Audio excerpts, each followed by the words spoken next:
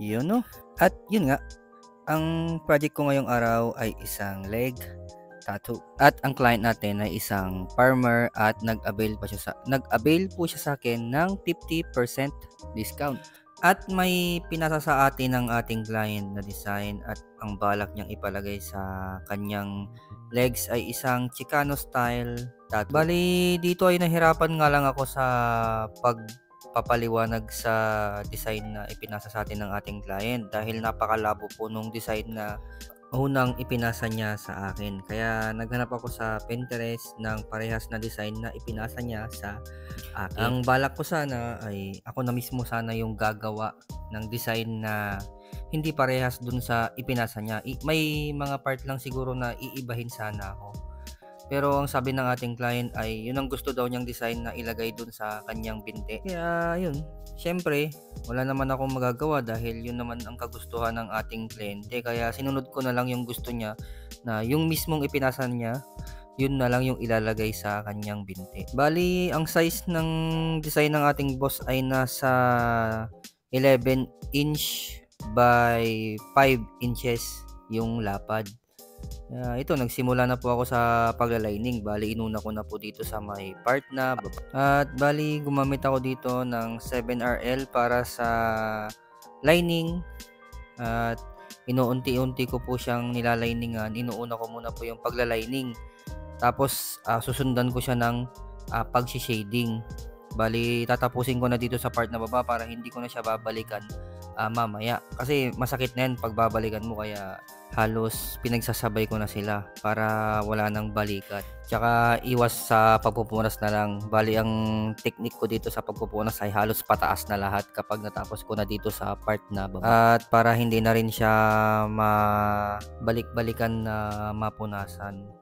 Para hindi na siya ma-irritate kapag punas ako ng punas. Kaya yun nga lang din yung mahirap kapag tapos na yung parte sa baba, tapos punas ka pababa pa rin, may chance na pag nag-heal yung tattoo ay masisira siya or baka lumabo or dahil sa kapupunas maging pangit yung resulta ng healing process niya. Kaya yun nga lang yung masasabi. At ang ginamit kong technique dito ay black and gray dahil yun din yung request ng ating client. Sa pag-shade naman, gumamit naman ako dito ng 23 round magnum at saka 15 round magnum. Bali, dito napakahirap talaga ng sitwasyon namin dito sa paglalining. Talagang inuuna ko talaga yung paglalining dito dahil napakahirap talaga kapag naburahan ka na ng stencil. Kaya kung mapapansin nyo, talagang lining muna yung inuuna ko. Di bali nang maburahan, basta magawa ko lang yung line works ko ng maayos. At kahit malabo yung paglalining, walang problema. Makikita ko na yung kakalabasan yan kapag natapos na. Basta maliningan ko lang yung mga part na importante na kahit mabura siya, basta maliningan lang, kayang-kaya ko na yung habulin. Tsaka dito sa may part na mukha talaga ako medyo nahihirapan dahil ito yung pinaka base talaga nung tattoo na ginagawa mo, yung mukha. Kasi ito yung magdadala talaga sa tattoo na ginagawa mo. Yan kasi yung pinaka-sentro yung mukha. Kaya dapat maayos yung pagkakagawa para kuhang-kuha at maganda yung kalabasan ng ginagawa mong piyesa. Yan, bali lagi ko nga sinasabi sa mga video ko, lagi yung inuuna yung mga mata, ilong at saka bibig. Kasi yan yung pinaka-importante para sa akin eh. Di baling nang maburahan ako sa mga ibang parte, basta wag lang yung mukha. Kasi mahirap nang manhabulin kapag naburahan ka na ng mga importanteng parte sa ginagawa mo, lalo na yung mga mata, ilong at bibig. Mahirap nang habulin yan, lalo na mabilis lang mabura yung stencil, kaya laging yan ang inuuna ko. Yan mga boss, halos malapit na akong matapos dito sa ginagawa kong pyesa. Hindi ko na i-video yung full video sa mukha kasi medyo nauubusan na ako ng space sa aking cellphone.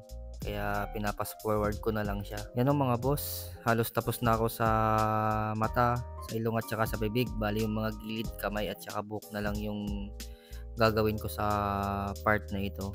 Tsaka kung makikita nyo yung ginagawa kong pyesa ay talagang dark yung ginagawa kong pag-shade sa mukha ng tattoo na ginagawa ko. Kasi kapag nag-heal yan, medyo magpi-fade pa yan kaya parang lalabas din yung kumbaga pagkasakto ng kulay ng tattoo na ginagawa ko. Kasi sa healing process mo makikita yung kakalabasan ng ginagawa mo pyesa. Kasi kapag ganitong mga fresh pa lang ay talagang nagre-red yung tattoo ng ating mga boss hindi mo pa makikita talaga yung saktong kulay niya kasi namumula pa yung tattoo. Bali ito na po pala yung finished product mga boss, a total of 5 hours. Yun, mga 5 hours ko pong ginawa tong design ng ating boss. Medyo natagalan lang po ako sa part na baraha at saka sa mukha dahil ay napakahirap po talaga. Kaya yun. So kung nagustuhan niyo po yung mga ganitong mga tattoo ay message nyo lamang po ako sa aking Facebook page. Maraming salamat.